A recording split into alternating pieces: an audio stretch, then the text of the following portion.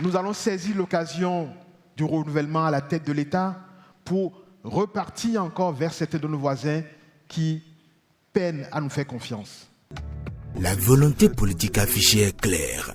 La recherche de l'apaisement est l'option choisie par le Bénin pour parvenir à une reprise du dialogue et de la coopération avec le Niger. La fermeture des frontières entre les deux pays et le rappel des ambassadeurs ont été des sujets de friction. L'opposition de la CEDEAO au coup d'État du 26 juillet 2023 au Niger a déclenché une crise majeure au sein de la sous-région ouest-africaine.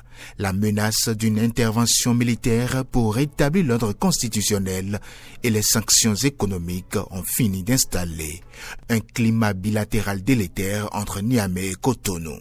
Mais aujourd'hui, les signes d'un réchauffement des relations sont souhaités, et ceci dans l'intérêt des deux pays. Le Niger est un pays enclavé qui utilise notre port pour faire transiter la plupart de ses importations. Et un blocage qui dure a nécessairement d'impact ou pénalise non seulement leur économie, mais également nos intérêts logistiques et commerciaux. La réouverture des frontières entre les deux pays est au cœur de toutes les préoccupations. Sa fermeture complète a causé de lourdes conséquences économiques dans la sous-région. On a eu un choc économique quand même au niveau du port autonome de Cotonou, et cela n'est pas resté sans conséquences sur les affaires économiques des entrepreneurs nigériens. Ce dégel souhaité entre le Bénin et le Niger devrait ouvrir de nouvelles perspectives dans les relations bilatérales avec d'autres voisins comme le Burkina Faso, dont la coopération sécuritaire est attendue dans la croisade face aux attaques djihadistes. Les défis sécuritaires s'accumulent pour les deux États, pour le Bénin et le Burkina Faso.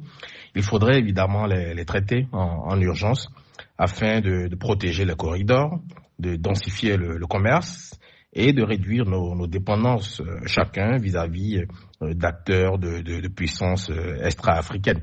Aujourd'hui, nous avons une préoccupation existentielle, puisque vous avez vu que les terroristes sont en train d'évoluer du Sahel vers les pays côtiers. Avec Lomé, il est aussi question de recoller les morceaux.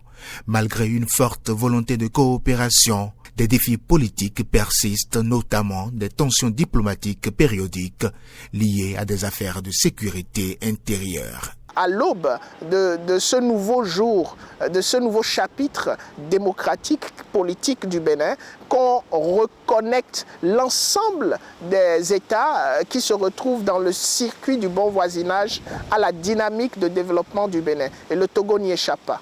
Avec le géant voisin de l'Est, les relations de coopération sont au beau fixe. Cotonou et Abuja évoluent désormais sous de bons auspices après des périodes très agitées.